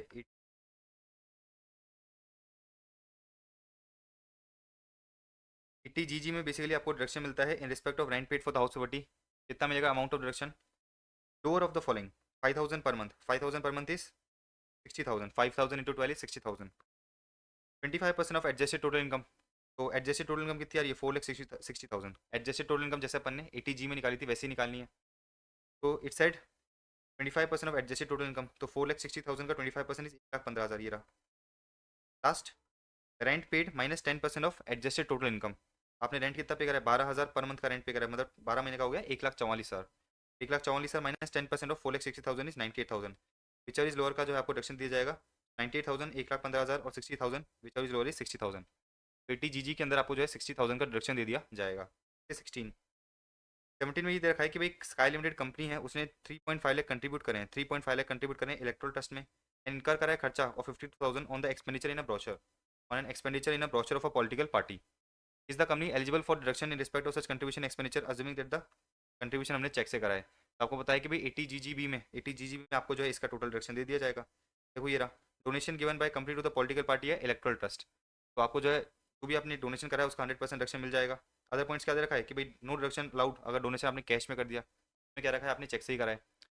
अच्छा, expenditure incurred by the Indian company for advertisement in souvenir brochures pamphlets newspaper etcetera publish by the political party, ये भी एलिजिबल है। तो अपने केस में बेसिकली टोटल एलिजिबल डिडक्शन कितना हो गया, आपने 3.5 लाख तो कंट्रीब्यूट करा है इलेक्ट्रल ट्रस्ट को और 52,000 का खर्चा करा है, तो इन तीनों दोनों को ऐड करेंगे अपन, इन दोनों को ऐड करेंगे तो क्या आ जाएगा 4,02,000। तो 4,02,000 जो है मेरा टोटल एलिजिबल डोनेशन है अंडर 80GGB। अच्छा, एक और चीज़ है जो 50,000 का खर्चा है, ये जब आप पीजीपी इनकम निकाल रहे हो, जब तो हमने डिसअलाउ कर दिया था, लेकिन कोई नहीं, जब आपकी जीटीआई है, जीटीआई में अपन चैप्टर 6 का डिडक्शन देते हैं, वहाँ पर 80GGB में आपको जो है ये इसका डिडक्शन दे दिया जाएगा। तो 3,50,000 प्लस 52,000, 3,50,000 प्लस 52,000 इस 4,02,000, 4,02,000 का डोनेशन आपको जो है 80GGB के अंदर मिल जाएगा। अगर मैंने 115 BW और BAB ले लिया तो मुझे डिडक्शन नहीं मिलेगा। तो इट इट सेड कि भाई it does not opt for 115 BW और BAB, देखो अपने को जो है डिडक्शन अलाउ कर दिया गया। अदरवाइज अगर कंपनी कंसेशन रेट ले रही थी तो उस केस में डिडक्शन अलाउ नहीं हो। तो क्वेश्चन नंबर 17 हो गया अपना, 17 हो गया। 80GGB में अपने को टोटल डोनेशन मिल गया 4,02,000 का। Question number 18, 80JJAA, mister Vikas is commenced the business of manufacture of computers on 1/4/2023। तो 1/4/2023 में मैंने कंप्यूटर का बिजनेस चालू करा है। हमने 420 नए एम्प्लॉइज ऐड करे हैं। Employed 420 new employees during the previous 23-24 details बता रखी है। तो 80 JJAA के अंदर न्यू एम्प्लॉइज की जो भी सैलरी होती है उसका आपको 30% रिडक्शन अगले 3 साल के लिए मिल जाता है, इंक्लूडिंग करंट ईयर। तो करंट ईयर फिर उसके अगले साल एंड उसके अगले साल, तो टोटल साल में आपको जो है 30% रिडक्शन अलाउ करा जाता है। अब देखो 75 इंप्लॉइज है, date of employment 1/4/2023, regular employees है और पेमेंट कितनी है 24 है, तो ये जो है बेसिकली एलिजिबल है। अच्छा आगे देखो क्या देखा है, रेगुलर इंप्लॉइज पार्टिसिपेट कर रहे हैं रिकग्नाइज प्रोविडेंट फंड में और कैजुअल इंप्लॉइज पार्टिसिपेट नहीं कर रहे। तो ये जो कैजुअल इंप्लॉइज है ना, ये आरपीएफ में पार्टिसिपेट नहीं कर रहे। तो आपने 80 JJA में पढ़ रखा है कि जो इंप्लॉइज रिकग्नाइज प्रोविडेंट फंड में पार्टिसिपेट नहीं करते उसको जो है डिडक्शन नहीं मिलेगा, तो देयरफॉर इसको जो है ये एलिजिबल नहीं है अंडर 80 JJA। देन अपने को क्वेश्चन में ये क्या रखा है कि profit and gains drive from the manufacture of computer कितना है 90 लाख है, और टर्नओवर कितना दे रखा है, टर्नओवर बता रखा है 11.48 करोड़। सो टर्नओवर मेरा जो है 11.48 करोड़ है, 1 करोड़ से ज़्यादा है, मतलब मुझे 44 AB में ऑडिट करानी पड़ेगी। अच्छा 80 JJA का डिडक्शन उसी को मिलता है जो टैक्स ऑडिट के लिए एलिजिबल होता है। अब इसमें अपने को ये क्या रखा है कि 75 इंप्लॉइज हैं जिनकी सैलरी 24,000, ये तो एलिजिबल है। कैजुअल इंप्लॉइज जो कैजुअल वर्कर्स हैं एलिजिबल नहीं है क्योंकि ये आरपीएफ में पार्टिसिपेट नहीं कर रहे। इन 125 इंप्लॉइज की सैलरी है 26,000। 125 इंप्लॉइज की सैलरी कितनी है, इन 125 इंप्लॉइज की सैलरी 26,000, तो ये भी 80 JJA में एलिजिबल नहीं होंगे क्योंकि अप टू 25,000 तक अगर आपकी सैलरी है तो ही एलिजिबल होते हो। तो ये भी एलिजिबल नहीं है, ये भी एलिजिबल नहीं है। इन 100 इंप्लॉइज को मैंने इंप्लॉय करा है 1/9/2023 में। तो 1/9/2023 से लेके अगर 31/3/24 करोगे तो 240 दिन से कम आएगा। तो 80 JJA में अगर आप जो है करंट ईयर में 240 दिन से कम इंप्लॉयड हो तो करंट ईयर में आपको जो है डिडक्शन नहीं मिलेगा। तो एलिजिबल कौन बचा, एलिजिबल सिर्फ ये वाले इंप्लॉइज बचे। 75 इंप्लॉइज इंटू 24,000 इंटू 12 का 30% आपको जो है डिडक्शन दिया जाएगा। देखो ये रहा 24,000, 24,000 इंटू 12 इंटू 75, 24,000 इंटू 12 इंटू 75 कितना हो गया अमाउंट, 2,16,00,000। 2,16,00,000 का 30% जो है मुझे डिडक्शन मिल गया 64,80,000 का।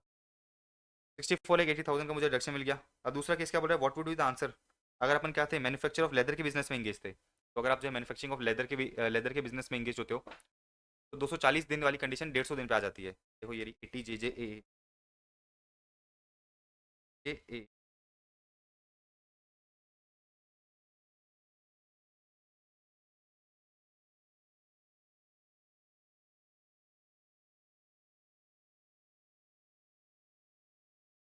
देखो ये 80 JJA। अगर आप जो है करंट ईयर में 240 दिन से कम एम्प्लॉयड हो तो आपको डिडक्शन नहीं मिलेगा, additional employees do not include. लेकिन ये 240 दिन की कंडीशन हो जाती है 150 दिन अगर आप जो है लेदर के बिजनेस में एंगेज हो। उस केस में क्या हो जाएगा, उस केस में बेसिकली ये वाले तो अपने लिए एलिजिबल थे ही, के साथ साथ ये वाले भी एलिजिबल हो जाएंगे क्योंकि 1/9/2023 से लेके अगर आप 31/3/2024 करोगे तो बेसिकली 150 दिन से ज़्यादा ही आएगा।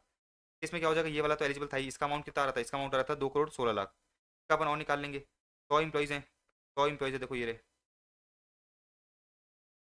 100 इंप्लॉइज़ इंटू 24,000 की सैलरी, और नंबर ऑफ मंथ्स क्या होंगे, सितंबर से लेके मार्च, तो सितंबर अक्टूबर नवंबर दिसंबर जनवरी फरवरी मार्च 7 महीने। 100 इंटू 24,000 इंटू 7, तेरा 100 इंटू 24,000 इंटू 7 प्लस अपने जो 2,16,00,000 निकाला था वो तो हो ही गया, टोटल हो गया 3,84,00,000। 3,84,00,000 का 30% आ जाएगा 1,15,20,000। तो 80 JJA में तो आप नए एम्प्लॉयज़ को क्या करते हो, बिजनेस के पर्पस के लिए एम्प्लॉय करते हो, उनकी जो एडिशनल सैलरी है, की जो सैलरी है उसका 30% रिडक्शन आपको जो है 3 साल के लिए जाता है। ऑलराइट, तो अपने ये देख लिया, ये कैजुअल एम्प्लॉइज आरपीएफ में पार्टिसिपेट नहीं करे, इनको नहीं मिलेगा। की सैलरी 26,000 है, इसको नहीं मिलेगा। और फर्स्ट वाले केस में अपने देखा था ये 240 दिन से कम है, इसको भी नहीं मिलेगा। और सेकंड वाले केस में हमने देखा कि भाई इन दोनों को नहीं मिलेगा, फर्स्ट एंड फोर्थ को मिल जाएगा क्योंकि फोर्थ वाले जो है 150 दिन से ज़्यादा एम्प्लॉयड थे। और ये सारी 80 JJ की कंडीशन इधर दे रखी है कि भाई जिसकी सैलरी 25,000 से ज़्यादा है उसको नहीं मिलेगा, जो आरपीएफ में पार्टिसिपेट नहीं कर रहा उसको नहीं मिलेगा, या फिर जो 240 दिन से कम एम्प्लॉयड है उसको जो है 80 JJ के अंदर डिडक्शन नहीं दिया जाएगा। तो this was all about question number 18। हमने डिडक्शन निकाल लिया 64,80,000 and 1,15,20,000। Next we have question number 19। 80 QQB का है जिसके अंदर अपने को आपको रॉयल्टी इनकम हो रही है तो उसको जो है आपको डिडक्शन दिया जाता है। तो रॉयल्टी इनकम पे आपको डिडक्शन मिल जाता है, लेकिन मैक्सिमम डिडक्शन कितना होता है, मैक्सिमम डिडक्शन 3 लाख तक होता है, राइट। तो एक्चुअल और 3 लाख, तो देखो 80 QQB, देखो ये रहा 80 QQB, रॉयल्टी इनकम और 3 lakh which ever is lower का आपको जो है क्या मिल जाएगा, डिडक्शन मिल जाएगा अंडर 80 QQB। अब क्वेश्चन में देखो क्या देखा है, mister Akash under royalty of 2,88,000 from a foreign country for a book authorise by him. 2,88,000 की आपको रॉयल्टी मिली है with respect to the literary nature, work of literary nature. अच्छा ये जो लॉयल्टी है ना, ये 18% of book, 18% of the value of books hold है। तो अपने 80 QQB में पढ़ रखा है कि भाई मैक्सिमम आपको डिडक्शन मिलेगा 15% तक का। ये जो 2,88,000 है ये 18% है, तो 15% कितना होगा, 15% बेसिकली इसका होगा 2,40,000। तो अगर 80 क्यू भी आपने पढ़ रखा है, 80 क्यू अगर आपने पढ़ रखा है, तो इसमें देखो साफ साफ चीज़ क्या रखी है कि royalty in excess of 15% of the book value अपन क्या करेंगे, इग्नोर करेंगे। तो royalty in excess of 15% book value अपन क्या करेंगे, इग्नोर करेंगे। अपने ये जो 2,88,000 है, ये 18% ऑफ बुक वैल्यू है, तो मैं क्या करूँगा, 2,88,000 डिवाइड बाई 18% इंटू 15% करूँगा, तो मेरा कितना निकल के आ जाएगा, 2,40,000 आ जाएगा। बेसिकली 15% तक, 15% of value of the book eligible होती है। मेरी एलिजिबल रॉयल्टी कितनी हुई, 2,40,000 हुई। अब मुझे ये कह रहा है कि भाई ये तो हो गया कि rate of royalty 18%, the expenditure incurred कौन सा रॉयल्टीज 40,000, एक्सपेंडिचर आपने कितना इनकर करा है, 40,000 का इनकर करा है।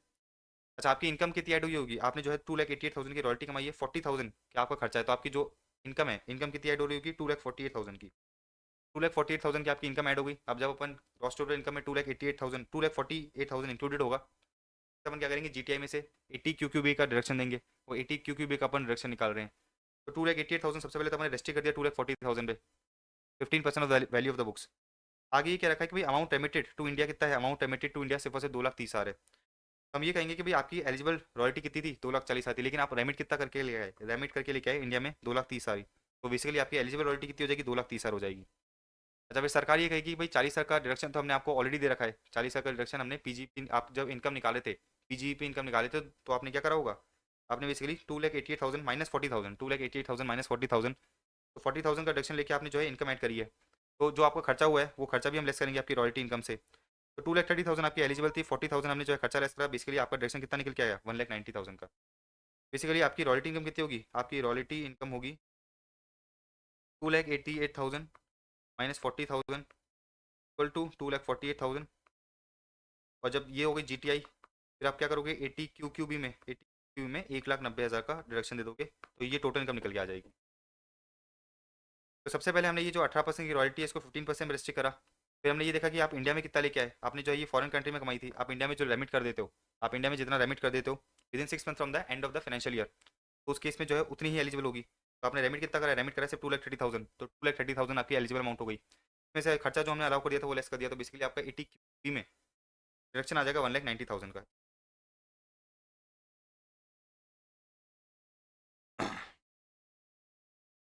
देखो ये रहा आपकी जो रॉयल्टी आपने बाहर कमाई है, जो रॉयल्टी आपने बाहर कमाई है उसको आपको इंडिया में लेके आना पड़ता है इंडियन रुपीज में कन्वर्टेबल फॉरेन एक्सचेंज में with in 6 month from the end of the financial year. So this was about question number 19। Question number 19, question number 20 पे आ जाओ। देखो क्या देखा है, मिस्टर शिवपाल रेसिडेंट इंडिविजुअल जिसकी एज है 64 ईयर्स, एज क्या है 64 ईयर्स है, इसकी बिजनेस इनकम है 1,40,000, तो ये हो गई 1,40,000 की बिजनेस इनकम। फिर 1,60,000 की लॉटरी इनकम है, तो जो लॉटरी इनकम होती है उसको आपको पता है, जो कैजुअल इनकम होती है, जो स्पेशल रेट से चार्जेबल होती है, उसमें चैप्टर 6 से रिडक्शन नहीं मिलते। एफडी, ने फिर कहा कि भाई एफडी की इनकम कितनी है, इसकी देखो एफडी की इनकम है, he is also income of FD 51,000 की इसकी एफडी की इनकम हो गई। आगे मुझे ये कह रहा है कि he invested in amount of 1,50,000 in PPF, मतलब 80 सी में इसने जो है 1,50,000 का खर्चा करा है। तो 1,50,000 इसने इन्वेस्ट करा कहाँ पर, पीपीएफ में, तो बेसिकली 80 सी का रिडक्शन मिल गया 1,50,000 का। अच्छा, क्योंकि ये रेसिडेंट सीनियर सिटीजन है, क्योंकि ये क्या है, रेसिडेंट इंडिविजुअल है, देखो रेसिडेंट इंडिविजुअल है प्लस 60 ईयर प्लस उससे ज़्यादा है, तो उसके इसमें 80 टी में आपको जो है 50,000 का रिडक्शन दे दिया जाएगा। तो 80 टी में आपको 50,000 का और डिडक्शन मिल गया। टोटल डिडक्शन कितना हो गया आपका चैप्टर 6 का, 2 लाख का। लेकिन हमें पता है कि भाई चैप्टर 6 में डिडक्शन आपको सिर्फ और सिर्फ अदर इनकम से मिलती है, लॉटरी इनकम से नहीं मिलती। तो जो लॉटरी इनकम है इस पर आपको डिडक्शन नहीं मिलेगी। तो आपकी अदर इनकम कितनी है, अदर इनकम है आपकी 1,40,000 एंड 51,000, कितना हो गया 1,91,000। तो ये जो 2 लाख का आपका चैप्टर 6 का डिडक्शन है ये रेस्ट्रिक्ट हो जाएगा 1,91,000 पे। इसका मतलब क्या है कि ये जो आपकी कैजुअल इनकम है ना, 1,60,000 आपकी कैजुअल इनकम ही रहेगी, इस पर आपको जो है क्या करना पड़ेगा, 30% पे टैक्स पे करना पड़ेगा। स्पेशल रेट वाली इनकम पे, कैजुअल इनकम पे आपको जो है बेसिकली चैप्टर 6 का डिडक्शन अलाउ नहीं किया जाता। तो आपकी अदर इनकम से हमने आपको डिडक्शन दे दिया, ये जो कैजुअल इनकम है इससे आपको डिडक्शन नहीं मिलेगा। तो deduction will be restricted to other income. तो अदर इनकम मेरी थी 1,91,000 की, उतना मुझे पूरा पूरा डिडक्शन मिल गया। लॉटरी इनकम में मुझे कोई भी डिडक्शन नहीं मिलेगा। देन क्वेश्चन नंबर 21 कह रहा है, क्योंकि question number 20, ABC limited furnish the following particulars 10AA में, 10AA का आपको डिडक्शन देखना है। चीज़ में बैठ के जितना भी आप एक्सपोर्ट करते हो उसका आपको जो है क्या मिल जाता है, उसका आपको जो है बेसिकली 10AA के अंदर डिडक्शन दे दिया जाता है पहले 5 साल के लिए। तो हमने अपना बिजनेस चालू करा था 2019-20 में, हमने अपना बिजनेस चालू करा था 2019-20 में, करंट में क्या चल रहा है 24 चल रहा है, मतलब बेसिकली 5वां साल चल रहा है। 5वां साल मतलब आपको जो है आपका जो भी प्रॉफिट होगा 100% उसका हम आपको डिडक्शन दे देंगे। इन प्रॉफिट किसका, एक्सपोर्ट का। देखो आपकी टोटल सेल्स कितनी है, 120 है, आपकी टोटल सेल्स है 120, और इसमें से आपने एक्सपोर्ट कितना करा है, आपने एक्सपोर्ट करा है 60, इसका मतलब क्या है 120, 120 में से आपने 60 एक्सपोर्ट करा है। 120 में से आपने 60 एक्सपोर्ट करा है और आपका प्रॉफिट कितना है, आपका प्रॉफिट है 45। तो एक्सपोर्ट के रेशियो में मुझे क्या मिल जाएगा, एक्सपोर्ट के रेशियो में मुझे एग्जामेशन मिल जाएगा, तो इसका प्रॉफिट कितना निकल के आएगा 22.5। तो basically export turnover upon total turnover into profit 22.5 का जो है मुझे 100% रिडक्शन दे दिया जाता है। 10AA के अंदर जितना भी आपने क्या करा है, एक्सपोर्ट करा है, एक्सपोर्ट से रिलेटेड जो भी आपका प्रॉफिट है, एक्सपोर्ट से रिलेटेड आपका जो भी प्रॉफिट है उसका आपको जो 100% रिडक्शन दे दिया जाएगा फर्स्ट 5 ईयर्स के लिए। इधर का कि टोटल टर्नओवर यूनिट है, टोटल सेल्स सिर्फ 120 लाख, उसमें से मैंने एक्सपोर्ट करी है 60, मतलब बेसिकली 50% क्या करा है मैंने, एक्सपोर्ट करा है, तो 45 लाख का जो प्रॉफिट हुआ है, तो 45 लाख का 50% क्या हो जाएगा मेरा 10AA के लिए एलिजिबल अमाउंट हो जाएगा, इसका मुझे 100% रिडक्शन मिल जाएगा। अच्छा ये मिलता है जब आपका जो यूनिट है वो कहाँ पर है, सेज में है। मेरी जो यूनिट है थी वो सेज में थी, यूनिट जो बी है देखो, यूनिट बी कहाँ पर है, डीटीएम है, सेज में नहीं है, तो इसका जो है यूनिट बी का 10AA में रिडक्शन नहीं मिलेगा। देखो ये रहा 10AA का reduction, profit into export upon total turnover 22.5 आ गया, और जो यूनिट बी है, जो यूनिट बी है उसका आपको रिडक्शन नहीं मिलेगा 10AA में, क्योंकि वो कहाँ पर है, डीटीएम है, सेज में नहीं है। Then we have question number 22, ये बोला है कि भाई एलिजिबल डिडक्शन निकालो, compute the amount of eligible deduction. 61 years की है, कंट्रीब्यूशन करा है पीपीएफ में 40,000 in the name of father, in the name of father, तो in the name of father allowed नहीं होता, बता देते हैं आपको पीपीएफ एफ। देखो इन्वेस्टमेंट इन पीपीएफ जो है सेल्फ का होता है, स्पाउस का होता है और चिल्ड्रन का होता है। सेल्फ, स्पाउस एंड चिल्ड्रन, मेरी सेल्फ के फादर का नहीं है, फादर मदर नहीं है इसमें। जो आपने क्वेश्चन में ये 40,000 का कंट्रीब्यूशन करा है पीपीएफ में, इसका आपको कोई भी डिडक्शन नहीं दिया जाएगा। लाइफ इंश्योरेंस प्रीमियम पे करा है 15,000 का, life insurance premium paid 15,000, actual capital sum assured कितना है, 2,30,000 है। तो आपने पॉलिसी कब ली है, पॉलिसी ली है 31/3/2012 में, इसका मतलब ये है कि 20% तक अलाउ कर दिया जाएगा आपके एक्चुअल कैपिटल सम एश्योर्ड का। तो 23,000 का 20% कितना हो गया 46,000, आपने प्रीमियम कितना कितना पे करा है 15,000, तो 15,000 पूरा अलाउ कर दिया जाएगा। देखो ये रहा 15, कंट्रीब्यूशन टू पीपीएफ नील हो गया। आपने ट्यूशन फी पे करी है 8,000 rupees each for 2 sons pursuing full time education in Calcutta. तो बेसिकली 8,000 इंटू 16,000 का आपको जो रिडक्शन दे दिया जाएगा, 80,000 का 16,000 का आपको टोटल रिडक्शन मिल गया। नोट नंबर 3 पढ़ो, देखो क्या देखा है, tuition fee paid eligible for reduction 80C for a maximum of 2 children and therefore 16,000 shall be allowed as reduction, tuition fee paid to an education institution outside India is not eligible for reduction. इसमें जो दो बच्चे थे वो कहाँ पर पढ़ रहे हैं, दो बच्चे कलकत्ता में पढ़ रहे हैं, उसके आपने जो है 8,000 की क्या करिए ट्यूशन फी पे करिए, तो 8,000 इंटू 2 मैक्सिमम 2 चिल्ड्रन का आपको अलाउ कर दिया जाता है, तो 8,000 इंटू 2 16,000 का आपको जो है 80C में डिडक्शन मिल गया। फिर आपने ट्यूशन फी पे करी डॉटर की जो यूनिवर्सिटी यूएसए में पढ़ रही है, तो उसका जो है आपको बेसिकली डिडक्शन नहीं मिलेगा, tuition fee paid in India का आपको जो है डिडक्शन दिया जाता है। House property, housing loan premium repayment, आपने जो है कोई हाउस पे लोन लिया था उसका आपने क्या करा है, प्रिंसिपल का रीपेमेंट करा है, कितने का 32,000 का, टू द एक्सिस बैंक, और जो प्रॉपर्टी है जो आपका हाउस है वो अभी भी क्या है, अंडर कंस्ट्रक्शन है। तो 80C के अंदर कंडीशन ये है कि जो आपने रेसिडेंशियल हाउस परचेज करने के लिए लोन लिया है उसका आपको जो है प्रिंसिपल रीपेमेंट पे डिडक्शन मिल जाता है, बट कंडीशन ये है कि जो उस प्रॉपर्टी की इनकम है चार्जेबल होनी चाहिए अंडर दैट हाउस प्रॉपर्टी। अपनी ये प्रॉपर्टी क्या है, अंडर कंस्ट्रक्शन है, अपनी ये प्रॉपर्टी अंडर कंस्ट्रक्शन है, अपनी ये प्रॉपर्टी अंडर कंस्ट्रक्शन है, तो अंडर कंस्ट्रक्शन इसका मतलब ये है कि इसकी इनकम अभी तक चार्जेबल नहीं होगी under that income from house property, therefore ये जो आपने प्रिंसिपल का रीपेमेंट करा है ये एलिजिबल नहीं है, तो हाउसिंग लोन रीपेमेंट आपका जो है एलिजिबल नहीं है। Then we have principal repayment of housing loan taken from a relative 70,000, the property is self occupied at Pune, तो आपने क्या करा है, हाउसिंग लोन का रीपेमेंट करा है, रिलेटिव से लिया है, तो रिलेटिव से जो आप क्या लेते हो लोन वो लेते हो उसका भी आपको डिडक्शन नहीं मिलता, तो रिलेटिव से लोन वोन का आपको डिडक्शन नहीं मिलता। किससे मिलता है, बैंक हो गया आपका, ठीक है, बैंक हो गया, फाइनेंशियल इंस्टीट्यूशन हो गया। Deposit under senior citizen saving scheme 15,000 का आपको जो है 80C में डिडक्शन मिल जाएगा। नेशनल सेविंग सर्टिफिकेट 70,000 का, वो 70,000 का आपको 80C में डिडक्शन मिल जाएगा। 5 ईयर की आपने एफडी कराई है, 5 ईयर की आपने पोस्ट ऑफिस टाइम डिपॉजिट कराया है, ये भी बेसिकली तीनों जो है क्या है 80C के लिए एलिजिबल है। 15,000, 15,000, 50,000 और 70,000, तो ये रहा 15,000, 50,000, 70,000, टोटल हो गया 1,60,000, 1,66,000, लेकिन 80C में मैक्सिमम डिडक्शन कितना होता है, मैक्सिमम डिडक्शन होता है सिर्फ और सिर्फ 1.5 लाख का, तो 1,66,000 is restricted to 1.5 lakh, easy.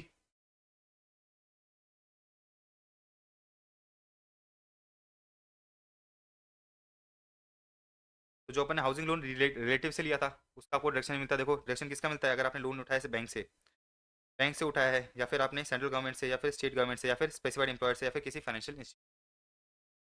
Question number 23, question number 23 क्या कह रहा है कि भाई एक्स लिमिटेड की दो यूनिट है, एक्स लिमिटेड की दो यूनिट है, यूनिट एन और यूनिट वाई। यूनिट एन है, unit N is engage in the business of power generation installed windmill in March 2024 and is a profit of 100 lakh, तो इसका यूनिट एन का profit कितना है, प्रॉफिट है इसका 100 लाख का, प्रॉफिट हो गया 100 लाख का, और उसने जो है 120 लाख का डेप्रिसिएशन क्लेम करा on windmill against the profit of 100 lakh from power generation business which is eligible for deduction under 80IA। तो 80IA में जो आपका इनकम बेस्ड डिडक्शन होता है उसमें आपको 100% प्रॉफिट का डिडक्शन दे दिया जाता है। तो क्वेश्चन ये बोल रहा है कि यूनिट जो ए है, या यूनिट एन जो है, यूनिट एन का प्रॉफिट है 100 लाख का, और यूनिट एन ने क्या करा है 120 लाख का डेप्रिसिएशन क्लेम करा है। इसका मतलब ये है कि, हेलो, इसका मतलब ये है कि बेसिकली 20 लाख का क्या है आपका अनऑब्जर्व डेप्रिसिएशन है, तो ये हो गया 20 लाख का आपका जो है अनऑब्जर्व डेप्रिसिएशन। करंट ईयर में आपकी दूसरी यूनिट है unit number Y, current year में आपकी जो है दूसरी यूनिट है यूनिट नंबर वाई, ये होगी दूसरी unit unit number Y. Unit number Y engage in the manufacturing of wires non eligible business has a profit of 70 lakh. तो बेसिकली जो यूनिट वाई है इसका प्रॉफिट है कितना 70 लाख का। एसएससी क्या करना चाहता है, एसएससी जो बेसिकली ये 20 लाख का लॉस है ना, तो 70 लाख के प्रॉफिट से सेट ऑफ करना चाहता है। एसएससी बोलता है कि ये जो मेरा एलिजिबल बिजनेस है 80 IA का, तो मुझे 100% प्रॉफिट का डिडक्शन मिल जाता है। यूनिट वाई क्या है, non eligible business. Unit N से मुझे 20 लाख का क्या हुआ है, 20 लाख का बेसिकली अनऑब्जर्व डेप्रिसिएशन है, क्योंकि 100 लाख का प्रॉफिट था, 120 लाख का मैंने डेप्रिसिएशन क्लेम करा, मतलब 20 लाख का क्या है मेरा अनऑब्जर्व डेप्रिसिएशन है। अच्छा, करंट ईयर में उसकी दूसरी यूनिट है यूनिट नंबर वाई, उससे उसका प्रॉफिट हो रहा है 70 लाख का। वो क्या करना चाहता है बेसिकली, ये जो 20 लाख का लॉस है इसको 70 लाख के प्रॉफिट से सेट ऑफ करना चाहता है। ये वो बोलता है कि मैं सेट ऑफ करने नहीं दूंगा, ये वो ऐसा बोलता है कि मैं सेट ऑफ करने नहीं दूंगा। क्यों नहीं दूंगा, क्योंकि ये वो ये कहता है कि जो आपका ये जो एलिजिबल बिजनेस होता है ना, इसका आपको प्रॉफिट निकालना पड़ता है एज इफ कि ये बिजनेस ओनली एलिजिबल बिजनेस है, मतलब आपको जो है सारे बिजनेस जाने हैं, आपको बस ये कंसिडर करना है कि भाई ये जो आपका एलिजिबल बिजनेस है ना, 80 IA का बिजनेस, ये सेपरेट बिजनेस है, इसका जो है लॉस मैं किसी और से सेट ऑफ करने नहीं दूंगा। तो एओ ने आर्गूमेंट करा, एओ ने आर्गूमेंट रखा कि ये जो 20 लाख का आपका क्या लॉस है ना, इसको करंट ईयर के आपके दूसरे नॉन एलिजिबल बिजनेस के प्रॉफिट से आप सेट ऑफ नहीं कर सकते। सरकार ने कहा ऐसी कोई दिक्कत नहीं है, ऐसी कोई बात नहीं है, एओ जो तू कह रहा है वो गलत है, ये जो 20 लाख का अनऑब्जर्व डेप्रिसिएशन है इसको वाई के प्रॉफिट से हम सेट ऑफ करने देंगे और अलाउ होगा, बिल्कुल अलाउ होगा। तो आखिरी में क्या डिसीजन दिया कि action of AO is not permitted, is in not permitting the set of loss of eligible business against profit of non eligible business is not correct. सरकार ने क्लैरिफिकेशन दे दिया कि भाई देखो ये करेक्ट नहीं है, ये करेक्ट नहीं बोल रहा है, ये जो 20 लाख का लॉस है इसको अपन सेट ऑफ बिल्कुल करने देंगे। ठीक है, एओ ने ये आर्गूमेंट रखा था कि जो एलिजिबल बिजनेस होता है ना, इसको जो है आप क्या मानोगे, इसको सेपरेट बिजनेस मानोगे, इसको सेपरेट बिजनेस मानोगे for the purpose of calculation of deduction. ठीक है, इसको आपको सेपरेट बिजनेस मानना पड़ेगा for the purpose of calculation of deduction. तो एओ ने कहा कि ये 20 लाख के जो अनऑब्जर्व डेप्रिसिएशन है इसको मैं वाई के प्रॉफिट से सेट ऑफ करने नहीं दूंगा। तो हमने कहा कि भाई ऐसी बात नहीं है कि जो 80 IA का जो हम क्या करते हैं 80 IA में हम ये बात करते हैं ना कि भाई डिडक्शन लेने के लिए आपको क्या मानना है कि भाई it is the only source of income, तो सेपरेट बिजनेस मानना पड़ेगा for the purpose of deduction under 80 IA। ये सिर्फ डीमिंग प्रोविजन है, ये क्या है, सिर्फ और सिर्फ डीमिंग प्रोविजन है। जनरल प्रोविजन मुझे ये कहता है कि हम क्या कर सकते हैं, एक बिजनेस के लॉस को दूसरे बिजनेस के प्रॉफिट से सेट ऑफ कर सकते हैं। तो ये जो 20 लाख का लॉस है तो आप जो है क्या कर सकते हो, वाई के प्रॉफिट से सेट ऑफ कर सकते हो। बेसिकली कंक्लूजन सरकार ने वही दे रखा है केस स्टडी के बेसिस पे। आखिर में ये कह दिया कि भाई जो एओ कह रहा है वो गलत है, आपको जो है बिल्कुल डिडक्शन मिल जाएगा। राइट, क्वेश्चन नंबर 24 देखो क्या देखा है, following issues have been raised by the Navi limited in connection with the eligibility for claiming deduction under 80 IA। अच्छा देखो इसमें क्या दे रखा है, it has two separate undertakings, हमारे पास जो है क्या है दो सेपरेट अंडरटेकिंग्स है, it has two separate undertakings. One undertaking is eligible for deduction under 80 IB, तो एक तो क्या है एलिजिबल है, एलिजिबल बिजनेस है, while the other undertaking is not eligible for such deduction। अब देखो क्या दे रखा है, if the eligible business, if the eligible undertaking has a profit and other eligible undertaking has a loss, should it claim deduction after setting off loss of the other undertaking against the profit of eligible business। कहना चाह रहा है कि भाई मेरी दो business है, एक तो क्या है एलिजिबल बिजनेस है, ये क्या है एलिजिबल बिजनेस है, और एक बी बिजनेस है ये नॉन एलिजिबल बिजनेस है, ये बी क्या है नॉन एलिजिबल बिजनेस है। ये जो ए वाला बिजनेस है एलिजिबल बिजनेस, इधर से मुझे प्रॉफिट हुआ है 100 का, और ये जो नॉन एलिजिबल बिजनेस है इधर से मुझे लॉस हुआ है कितने का 50 का, या फिर 60 ले लो 60 का लॉस हुआ है। अब आपको ये पता है कि आपका चाहे एलिजिबल बिजनेस है तो आपको क्या मिलेगा, आपको जो है 100% रिडक्शन अलाउ कर दिया जाएगा, आपको जो है क्या मिलेगा 100% रिडक्शन अलाउ कर दिया जाता है आपका जो भी प्रॉफिट होता है। तो मैं अपन ने एक चीज़ पढ़ रखी है कि भाई जब आप क्या करते हो एलिजिबल बिजनेस का डिडक्शन निकालते हो, डिडक्शन निकालने के लिए आपको क्या जूम करना है, डिडक्शन निकालने के लिए आपको बस अज्यूम करना है कि भाई ये जो बिजनेस है ना ये ओनली सोर्स ऑफ इनकम है, अपन जो है सारे बिजनेस को क्या करेंगे इग्नोर करेंगे। देखो करंट ईयर में डिडक्शन लेने के लिए, करंट ईयर में डिडक्शन लेने के लिए आप क्या करोगे, करंट ईयर में डिडक्शन लेने के लिए ये देखोगे कि ये जो एलिजिबल एलिजिबल बिजनेस है ना मेरा, ये क्या है ओनली सोर्स ऑफ इनकम है। अब एक चीज़ समझो, आपका करंट ईयर में नेट प्रॉफिट कितना निकल के आएगा, नेट प्रॉफिट निकल के आएगा आपका 40 रुपये का। करंट ईयर में आपका जो नेट प्रॉफिट है वो कितना निकल के आएगा 40 रुपये का नेट प्रॉफिट निकल के आएगा। कैसे, एक से ए के बिजनेस से 100 रुपये का प्रॉफिट, बी के बिजनेस से 60 रुपये का लॉस, बी के बिजनेस से क्या होगा 60 रुपये का लॉस होगा। बी के बिजनेस से अपन ने क्या करा 60 रुपये का लॉस सेट ऑफ कर लिया, तो क्या होगा 60 रुपये ये निकल के आ गया। अब करंट ईयर में बेसिकली मुझे रिडक्शन कितने का मिलेगा, करंट ईयर में बेसिकली मुझे रिडक्शन मिलेगा 100 रुपये का पूरे का, लेकिन रेस्ट्रिक्ट हो जाएगा टू 40 लाख, क्योंकि मेरी जो टोटल इनकम है वही कितनी है 40 लाख है। तो अपन ये देखा कि ए एलिजिबल बिजनेस है इसका प्रॉफिट है 100 लाख का, बी नॉन एलिजिबल बिजनेस है इसका प्रॉफिट है 60 लाख का, नेट प्रॉफिट हो गया मेरा 40 लाख का। करंट में मुझे जो है मेरा जो एलिजिबल बिजनेस है उसके जो प्रॉफिट है उसका 100% रिडक्शन मिलना चाहिए, मुझे पूरे 100 लाख का रिडक्शन मिलना चाहिए, लेकिन क्योंकि मेरी इनकम ही 40 लाख है तो मुझे रिडक्शन कितने का मिलेगा, सिर्फ और सिर्फ 40 लाख का रिडक्शन दिया जाएगा। वहाँ से देखो क्या देखा है, 80 IB provides that the provisions contained in 80 IA so far as may be applied to the eligible business accordingly for the purpose of computing the deduction under 80 IB the profit and gain of the eligible business shall be computed as if the eligible business was the only source of business. हम deduction निकालते समय ये check करेंगे कि भाई आपका जो eligible business है वो ओनली सोर्स ऑफ बिजनेस है, therefore it should claim deduction under 80 IB on the profit from eligible business without considering the set off of losses suffered in other undertaking. It may be noted that the aggregate deduction under chapter 6 however cannot exceed the GTI. तो अपने वही चीज देखी इधर कि सबसे पहले तो हमने क्या करा, सबसे पहले हमने आपका नेट इनकम निकाला 40 लाख का, फिर हमने ये देखा कि भी करंट में आपको डिडक्शन मिलना चाहिए 100 लाख का, लेकिन आपको डिडक्शन मिलेगा कितना, रेस्ट्रिक्टेड टू GTI, कि आपकी GTI कितनी है 40 लाख है। तो एलिजिबल बिजनेस का जो लॉस है ये रहा, it may be noted at aggregate deduction under chapter 6 से, चैप्टर 6 से का deduction can not exit GTI। तो मेरी GTI थी 40 लाख, तो आपका एग्रीगेट डिडक्शन कितना होगा 40 लाख ही होगा। सेकंड पॉइंट दे रखा है, its profit from one undertaking which is eligible for deduction under 80 IE into sale of import entitlement, duty drawback and interest from customers for delayed payment. Is it permissible? अब नई चीज़ पढ़ रखी है कि जो 80 IE income based deductions होते हैं वहाँ पर प्रॉफिट में ड्यूटी ड्रॉबैक की इनकम और सेल ऑफ इंपोर्ट एंटाइटलमेंट की इनकम इंक्लूड नहीं होती, therefore इस प्रॉफिट का आपको डिडक्शन नहीं मिलेगा। Interest from customers for delayed payment ये आपके प्रॉफिट में इंक्लूड कर दिया जाएगा, इसका आपको जो डिडक्शन दे दिया जाएगा। सो ये कंसेप्ट नोट्स में भी अपन ने पढ़ रखा है, कंसेप्ट नोट्स में इनकम बेस्ड डिडक्शंस के जो कॉमन पॉइंट्स हैं,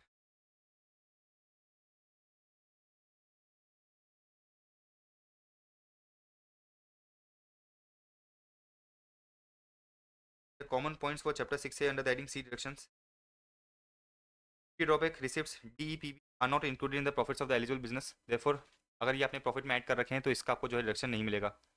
एंड दूसरा क्या कहता है, इंटरेस्ट, जो आपका इंटरेस्ट फॉर डिलेड पेमेंट्स है वो आपका जो प्रॉफिट में इंक्लूड कर लिया जाएगा, उसका आपको जो है डिडक्शन मिल जाएगा under under the heading chapter 6 से इनकम बेस्ड डिडक्शंस। तो बेसिकली ये जो ड्यूटी ड्रॉबैक है और ये प्रॉफिट इंपोर्ट इंटाइटलमेंट की सेल प्रोसीड्स है, इसको प्रॉफिट में इंक्लूड नहीं किया जाएगा। एंड ये जो interest from customers for delayed payment है ये प्रॉफिट में इंक्लूड कर दिया जाएगा। तो इसने कहा है interest income derived by the undertaking on delayed payment of sale proceeds would be treated as income and वो प्रॉफिट में इंक्लूड हो जाएगी। बाकी ये जो सेल ऑफ इंपोर्ट इंटाइटलमेंट है एंड ड्यूटी ड्रॉबैक है ये इंक्लूड नहीं। The sale of import entitlement and duty drawback cannot be constituted as profit, cannot be constituted as income derived from the undertaking. Last question number 26, 80P से related है। 80P में क्या होता है, 80P में कोई आपकी कोऑपरेटिव सोसाइटी है और कोऑपरेटिव बैंक है, उसको बेसिकली डिडक्शन दे दिया जाता है in respect of its income. तो deduction in respect of income of cooperative society, eligible SSC कौन है, कोऑपरेटिव सोसाइटी है। 80P में डिडक्शन नहीं मिलता किसको, कोऑपरेटिव बैंक को। 80P is not available to cooperative bank, cooperative bank को जो है 80P का डिडक्शन नहीं मिलता, कोऑपरेटिव बैंक को 80P का डिडक्शन नहीं मिलता except other than primary agriculture credit society, primary agriculture cooperative rural and development banks, इन दो बेसिकली कोऑपरेटिव बैंक को जो है 80P में डिडक्शन अलाउ कर दिया जाता है। तो 80P का डिडक्शन कोऑपरेटिव सोसाइटी को मिलता है, कोऑपरेटिव बैंक को नहीं मिलता एक्सेप्ट दो कोऑपरेटिव बैंक। तो इन दो कोऑपरेटिव बैंक को जो है 80P में डिडक्शन दे दिया जाता है, primary agriculture credit society, primary agriculture and rural development bank, that is societies having its area of operation confined to a taluk and principal object of which is to provide for long term credit for agriculture and rural development activities. Current case में PQR limited क्या है, cooperative bank है, तो basically deduction नहीं मिलेगा। लेकिन इसने आगे कहा इसका एरिया ऑफ ऑपरेशन कहाँ है, कन्फाइंड है to taluk, the principal object of which is to provide long term credit for agriculture and rural development activities has receive the following income. Therefore आपको ये चीज समझ में आ गई कि ये जो अपने क्वेश्चन में कोऑपरेटिव बैंक दे रखी है वो इधर फॉल करेगी, एक्सेप्शन में फॉल करेगी। इसका मतलब ये है कि 80P का आपको जो है डिडक्शन मिल जाएगा। और 80P में अगर आप देखते हो तो 80P में आपकी जो भी बिजनेस इनकम होती है उसका आपको डिडक्शन दे दिया जाता है। सबसे पहले इसको इनकम कितनी, interest amounting to 1 lakh from its member on the loans advance to them, cooperative society ने अपने मेंबर्स को लोन दिया है, उस पर इंटरेस्ट मिल रहा है। तो providing credit facility to its member any interest income from the member. तो 80P में जो है आपको बिजनेस इनकम, इस इनकम पे आप 100% डिडक्शन अलाउ कर दिया जाता है। देखो देयरफॉर ये रहा जो आपको इंटरेस्ट मिला है 1 लाख का, पूरा पूरा एलिजिबल है अंडर 80P। नेक्स्ट पॉइंट है interest amounting to 1,50,000 on deposits with other cooperative societies. तो 80P में अगर कोई किसी कोऑपरेटिव बैंक ने किसी कोऑपरेटिव बैंक के साथ इन्वेस्टमेंट कर रखा है तो उसको डिविडेंड या फिर इंटरेस्ट की इनकम हो रही है, वो भी एलिजिबल है for 100% deduction under 80P। Interest या dividend income from investment with other cooperative society eligible for deduction under 80P। इस पर्टिकुलर केस में interest amounting to 1,50,000 on deposit with other cooperative bank भी 80P के लिए eligible है। पहले दो points eligible. Rent amounting to 2 लाख from letting out of its godown for storage of commodities. तो 80P में आपको 100% डिडक्शन मिल जाता है income from letting out of godown या warehouse for the storage of commodities. Therefore ये जो तीसरा इनकम है लाख की, तीसरी इनकम जो 2 लाख की है, इसका भी जो है आपको 80P में 100% डिडक्शन दे दिया जाएगा। तो पहले हमने 80P समझाया, फिर बताया कि भाई 80P कोऑपरेटिव बैंक के लिए अवेलेबल नहीं है, लेकिन कोऑपरेटिव बैंक में दो एक्सेप्शन है। ये जो अपने क्वेश्चन में कोऑपरेटिव बैंक दे रखी है उस एक्सेप्शन में फॉल कर रही है। देयरफॉर जो तीनों इनकम हुई है 80p के लिए एलिजिबल है, क्योंकि 80p की डेफिनेशन में ये फॉल कर रहे हैं। अब देखो डिडक्शन का लास्ट क्वेश्चन कर लेते हैं। क्वेश्चन नंबर 26 कर लिया आपने। क्वेश्चन नंबर 27 क्या कह रहा है? एक कोऑपरेटिव सोसाइटी मुझे बता रखी है और उसकी मुझे टोटल इनकम निकालनी है, टैक्स लायबिलिटी निकालनी है। अभी पूछा है कि भाई whether it should opt for the provisions of 115 BOD, भाई 115 बीडी ऑप्ट करें कि नहीं करें। देखो हाउस प्रॉपर्टी से इनकम कितनी है? 7,50,000। ये रही मेरी हाउस प्रॉपर्टी की इनकम हो गई 7,50,000 की। अच्छा, income from marketing of agriculture produce grown by it's number कितना है? 4 लाख है। तो ये हो गई मेरी income from marketing of agriculture produce कितना हो गया? 4 लाख हो गया। अच्छा, ये मेरी 80p के लिए एलिजिबल है। देखो ये रहा 80p जो होता है, 80p के अंदर अगर आप क्या करते हो, मार्केटिंग कर रहे हो agriculture produce grown by it's number, तो इस इनकम का आपको 100% डिडक्शन मिलता है 80p में। तो देखो मैंने टिक मार दिया कि भाई 80p के लिए क्या है? एलिजिबल है। Income from collective disposal of labour to its number 15 lakh, ये मैंने 15 लाख की इनकम इधर ले ली और इसे भी मुझे जो है 80p मिल जाएगा। कलेक्टिव डिस्पोजल है, देखो ये रहा कलेक्टिव डिस्पोजल कहाँ गया? Collective disposal of labour to members, तो इसका भी जो है आपको 100% डिडक्शन मिलता है 80p के अंदर। तो इसका भी जो है आपको 80p के अंदर 100% डिडक्शन दे दिया जाएगा। ये देखो क्या दे रखा है, income from processing with the aid of power कितना है? 35 लाख है। ये 35 लाख आपकी इनकम ऐड हो गई, इसका आपको डिडक्शन नहीं मिलेगा। 80p में डिडक्शन मिलता है किसका? 80p में आपको डिडक्शन मिलता है without the aid of power का। Without the aid of power का आपको जो डिडक्शन दिया जाता है। तो देखो ये रहा without the aid of power. अपने क्वेश्चन में क्या दे रखा है? अपने क्वेश्चन में दे रखा है with the aid of power, तो आपको डिडक्शन नहीं मिलेगा। 80p के अंदर डिडक्शन नहीं मिलेगा, आपकी इनकम में तो ऑफकोर्स ऐड कर दिया जाएगा। Income from other business activity 25 lakh है, तो 25 लाख मैंने जो है बिजनेस एक्टिविटी में ऐड कर दिया। फिर आगे क्या दे रखा है? Interest from other cooperative society और dividend from another cooperative society, तो 10 लाख और 5 लाख कितना हो गया? 15 लाख हो गया। तो 15 लाख आपकी जो है अदर सोर्सेज की इनकम हो गई। आपने पढ़ रखा है कि भाई 80p के अंदर आपकी जो अदर इनकम होती है उसका भी आपको 100% डिडक्शन मिलता है। क्या दे रखा है? इंटरेस्ट और dividend from investment with other cooperative society, इसका भी जो है आपको 80p के अंदर डिडक्शन दे दिया जाता है। मैंने क्या करा, इस पे भी टिक मार लिया, इन दोनों पे भी टिक मार लिया कि भाई इसका भी जो है मुझे क्या मिलेगा? 100% डिडक्शन मिलेगा। फिर देखो एफडी से आपको जो है इनकम हुई है कितने की? 42 लाख की। एफडी से आपको इनकम हुई है 42 लाख की, तो मैंने क्या करा? 42 लाख भी ऐड कर दिया। तो आपकी जीटीआई कितनी निकल के आई? सारी इनकम को आपने ऐड करा तो आपकी जीटीआई कितनी निकल के आई? 1,43,50,000। 1,43,50,000 आपकी जो है जीटीआई निकल के आई। अच्छा, फिर मुझे ये बोल रखा है कि भाई करंट ईयर में आपने 10 न्यू एम्प्लॉयज़ को हायर करा है, सैलरी है 20,000 पर मंथ, और कब हायर करा है? मई से हायर करा है। सैलरी अपने अकाउंट पे ही चेक से पे करी है और आप जो है 44 एबी में क्या करा रहे हो? बुक्स ऑफ अकाउंट से ऑडिट करा रहे हो, मतलब आपको जो है 80 JJAA मिल जाएगा।